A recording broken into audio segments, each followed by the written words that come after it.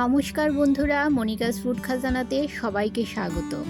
আজ আপনাদের জন্য নিয়ে এসেছি বাটা মশলায় পুকুরের দেশি কাঁকড়ার রেসিপি। আশা করছি আজকের রেসিপি সবার খুব ভালো লাগবে। এখানে আমি 300 গ্রাম পুকুরের ছোট কাঁকড়া নিয়েছি। কাঁকড়াগুলোর হাত পা ছাড়িয়ে ভালো করে পরিষ্কার করে নিয়েছি। কাঁকড়ার ঘিলুগুলো বের করলাম না। এই কাঁকড়াগুলো খুবই ছোট, তাই ঘিলু সমেত খোলগুলো নিয়ে নিলাম।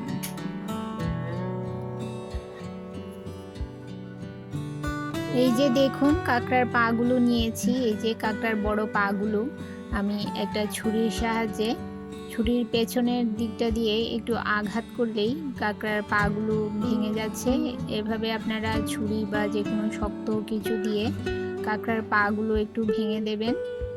এতে করে কাঁকড়ার পায়ের ভেতর সমস্ত নুন মশলা ঢুকে যাবে, খেতে ভালো লাগবে। এবারে একটা মশলা তৈরি করে নেব। মিক্সি জার নিয়ে নিলাম, এতে দিয়ে দেব 5-6টা শুকনো লঙ্কা। শুকনো লঙ্কাগুলো আমি আগেই জলে ভিজিয়ে রেখেছিলাম যাতে খুব ভালো করে পেস্ট হয়ে যায়।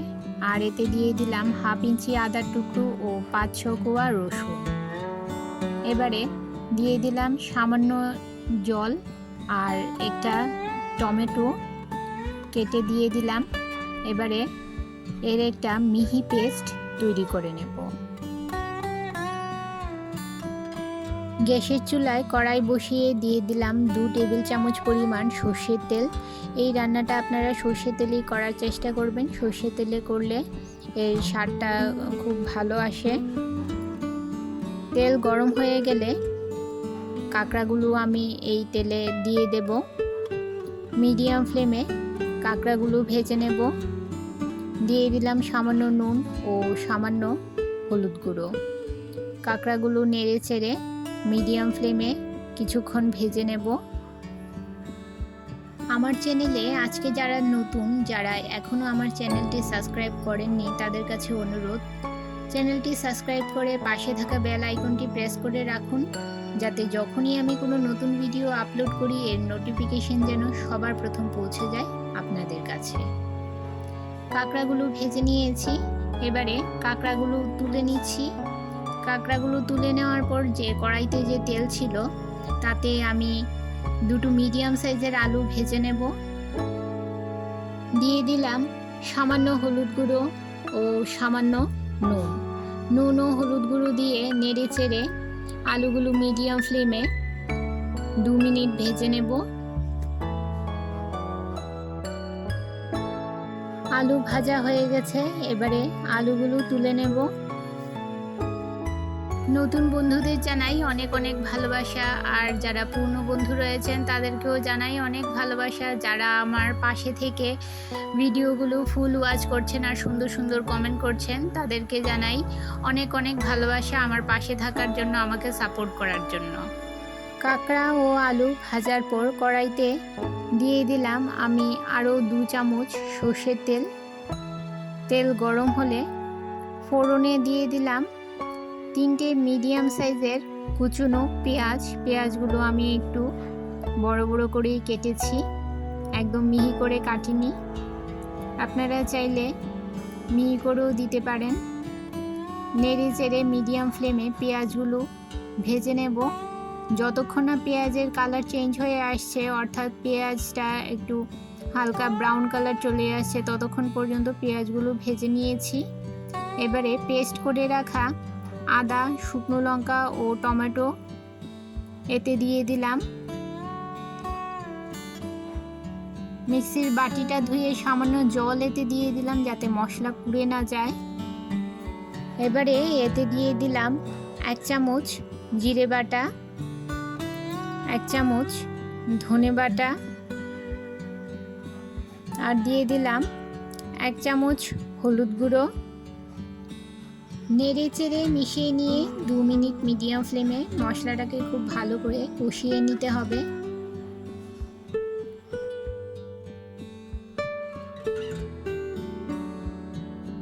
এই যে দেখুন মশলাটাকে খুব ভালো করে কষিয়ে নিয়েছি। দেখুন মশলা থেকে তেল ছাড়তে শুরু করেছে। এই পর্যায়ে এতে আমি দিয়ে দেব ভেজে রাখা আলু ও কাঁকড়াগুলো। মশলার সঙ্গে কাঁকড়া ও আলু নেড়ে চেড়ে ভালো করে 2 মিনিট মিডিয়াম ফ্লেমে কষিয়ে নেব। বন্ধুরা, যারা এখন পর্যন্ত আমার এই ভিডিওগুলো দেখছেন অথচ একটা লাইক দিতে ভুলে গেছেন, তাদের কাছে অনুরোধ, প্লিজ একটা লাইক দিয়ে ভিডিওটি কন্টিনিউ করুন। আপনার একটা লাইক পৌঁছে দিতে পারে আমার রেসিপি আরও বহু মানুষের কাছে।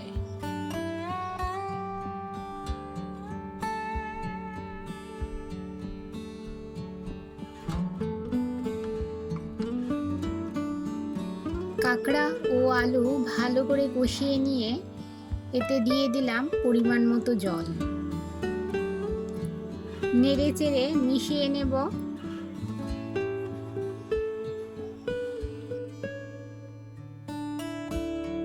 এবারে এতে দিয়ে দিলাম সামান্য নুন আর দিয়ে দিলাম কয়েকটা চেরা কাঁচা লঙ্কা।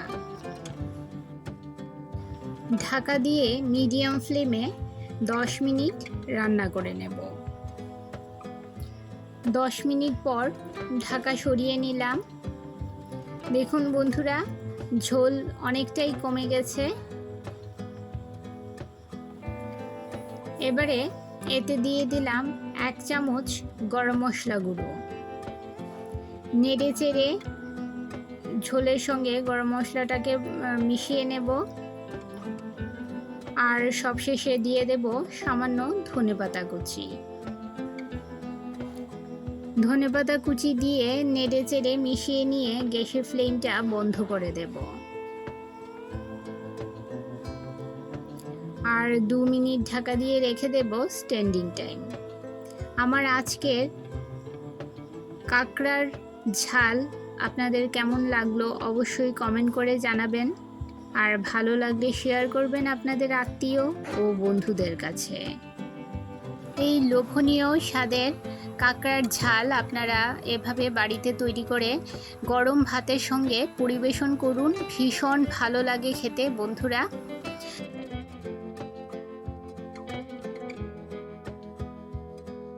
আপনারা বড় কাঁকড়া দিয়েও এই কাঁকড়ার ঝালটা তৈরি করতে পারেন, সেক্ষেত্রে রেসিপিটা আরও বেশি টেস্টি হবে। তবে ছোট কাঁকড়া দিয়েও অনেক বেশি টেস্টি হয়েছিল বন্ধুরা রেসিপিটা।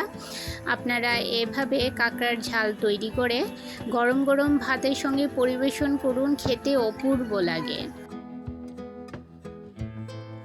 তাহলে বন্ধুরা, আজকে এই পর্যন্তই। আবার দেখা হবে আরেকটি নতুন ভিডিওতে নতুন রেসিপি নিয়ে। সবাই ভালো থাকবেন, সুস্থ থাকবেন।